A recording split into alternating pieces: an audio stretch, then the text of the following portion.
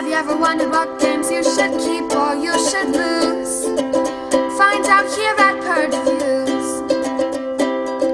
Have you ever wondered what games you should sell or you should use? Find out here at Purge Reviews. Find out on our top 10 list what games you cannot miss. Don't forget to subscribe to Purge Reviews. The components for Felix the Cat in the Sack, you're going to get some tiddlywinks. Most of them are black, a couple of green ones. You're going to get an irregular size of cards with some funny looking animals on them of different bright colors and numbers. They're okay. They're kind of flimsy. They have some different backs and they flip, but they're not the greatest of quality, but it might be okay for this game. For the rulebook, you get a really small rulebook with all of the cards that are in the game. You're going to have some pictures and explanations. It'd probably take you about maybe 10-15 minutes to get through the rulebook. It's a fairly easy game to understand.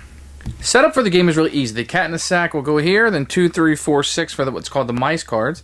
Each player will get their set of 10 cards, and then randomly one card will be taken out of each deck and out of the game. Everybody will get what's called 15 mice of these tiddlywinks equal up. Greens are 5s and blacks are 1s. So they'll get rid of the 15 to start the game, and setup is completed. The game will end after 9 rounds. So you have 9 cards that you'll be playing. So when you run out of cards, the game is over. You add up your victory points. Some are going to be worth positive, some will be worth negative. Whoever has the most victory points wins the game. Each player, I'm going to pretend like yellow is the first player, blue is the second, and so on. We'll take a card and place it underneath the cat in the sack. And you won't be just putting the top card of your deck. You'll actually be choosing what card you want to bid. So the first player, yellow, is going to go ahead and start the bidding and flip over his card. This gives you a little bit of information about what's on this row, which is what you're bidding for. So he likes what he put down. So yellow is going to go ahead and bid 3. And normally this should just be put in your player area to signify, but I'm going to put it here so you can see what's going on. Blue likes at 11. That's a lot of points.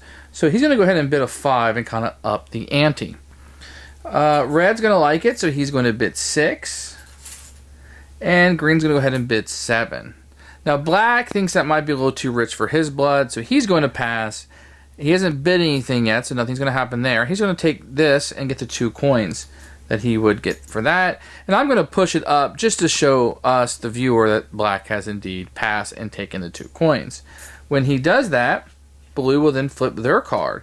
And that gives us a little bit of more information on what's in this. We get 11, which was very strong, which is why the bids might have been high.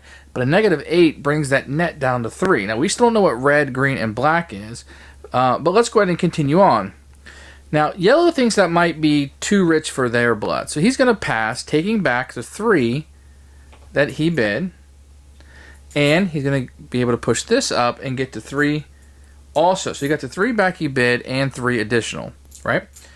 But that means red's going to have to show what they have.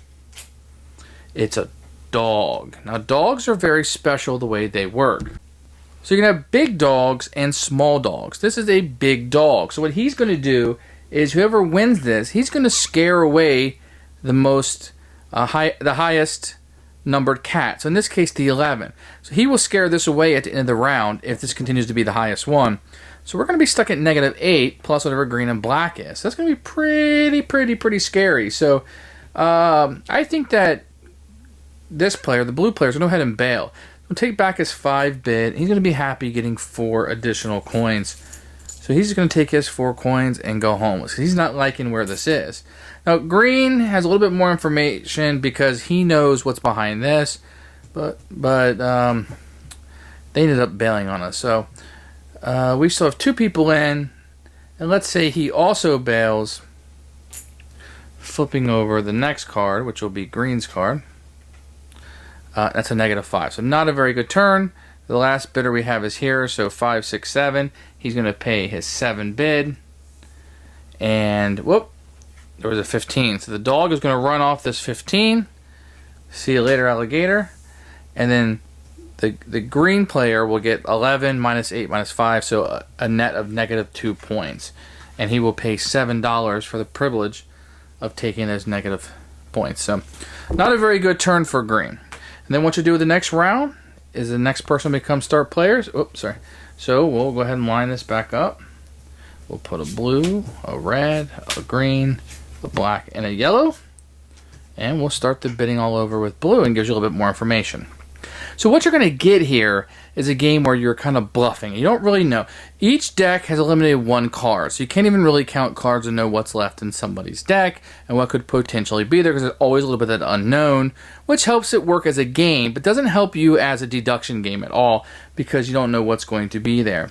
So you're bidding, hoping, so you're always going to get to know what this first card is, and like you saw in the last one, this is a very high card, and you ended up having a negative number. Now, of course, if you're yellow, you always know what this card is because you kind of have a little bit more information on where things are going to go as the game progresses, so you might want to hang out a little bit longer. But for somebody like the blue or red player whose information is very early and going to be known very early, later on in the round, you're not going to have a whole lot of information. So you want to make sure that you're bidding properly, maybe even bluffing. There can be some table talk about what's going on, and you can kind of have the other players kind of either believing you or not believing you, whether they think you're lying or telling the truth. Now, there are different cards in here that do, so this would have been a really good turn for somebody to have bought this because they're all positive points. So, somebody can get really far ahead just based on the bidding. They just happen to come out where the score was really good. Maybe people didn't realize that or know that.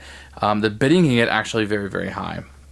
So there's quite a lot that you can get. The theme's a little tacked on. It's really just a numbers game. There isn't a whole lot to it, but you can kind of see how the strategy can be in the bluffing and how that's going to work. What can somebody say about Felix Cat in a Sack? What are we doing here? We're collecting cats and perhaps some dogs that run off cats that are in a bag. And we want to use these cats to score points, right? That's what we're doing here. It's just weird little bluffing game where as the bidding progresses, we get a little bit of information. But that last card that we don't know what it is can totally hose the whole thing. So there's a little bit of an unknown here. We don't know exactly what we're bidding on. And it's almost like putting that coin into a slot machine at the casino. Is it going to pay off? I don't know. And you'll never know because you'll never know what that last card is. But by the time you get down there, the last card or two, you should have some information, but those last two can hose you so bad. So at sometimes you're just kind of playing what would be a decent game, you're doing fairly well, and you just get hosed because you didn't know what was there. So maybe you shouldn't be bidding, or maybe you should be watching who's doing that final bidding. That black player, they know what that card is, and I'm watching them bid, and they're bailing out. Maybe I should bail out too. Or are they bluffing? Why would they be bluffing? Because they can't get back in. I could see maybe raising the bid would be good because they know what's there. So there can be some of that kind of read into it. I don't particularly enjoy that. I don't particularly enjoy the gambling aspect to this game. I think it's a very light game. I think it's fine. It's colorful. I think some people are really going to enjoy it. It plays rather quickly, and I think it does that all okay. There are some card games that I like better. I think I'm going to actually keep this one around. When I did a written review of it, I was going to purge it, and somehow it just kind of stuck around in my collection. And now I think I'm going to keep it. I have a need for these little light card games from time to time with some bluffing that play in 15 or 20 minutes because we just have a little bit more time for the night, but we don't want to dive into something else that's big. So I'm going to keep it around for that. It's probably not the greatest in the collection or the greatest that there is, but it does have that kind of math element. You don't have to think too much because you don't have all the information, and it's a cutesy type game. I think I'm really going to like playing this with my kids as they get a little bit older. So I'm going to give this like a tepid, lukewarm recommendation. I went from a purge to a keeper, so things have changed a little bit with me. And I think that if you look at it, you could say, wow, this is not the greatest game I've ever played. It's not going to knock my socks off. But it does give a little bit back, and maybe it has a fit in my collection. If I was buying my top 100 games, this is probably not a game that I would buy. But as you know, those that have larger collections, you kind of get games that maybe aren't your favorite because they kind of fit here, they fit there, and you have a kind of a use for them at certain points in your gaming life. So, keeper for me. Check this one out. Watch how it was played and see if you like that. I think it's what's going to dictate whether this one's one you should pick up or not. Thanks for watching the video. I really appreciate you tuning in. If you liked it, please like it and hit that little subscribe button. That really helps out the channel, lets us know that you're getting the videos that you want. If you agreed or disagree with what I said, feel free to comment below. I'd love to hear what you have to say, and I promise that I will comment back. Thanks for watching, and everybody else, keep playing games.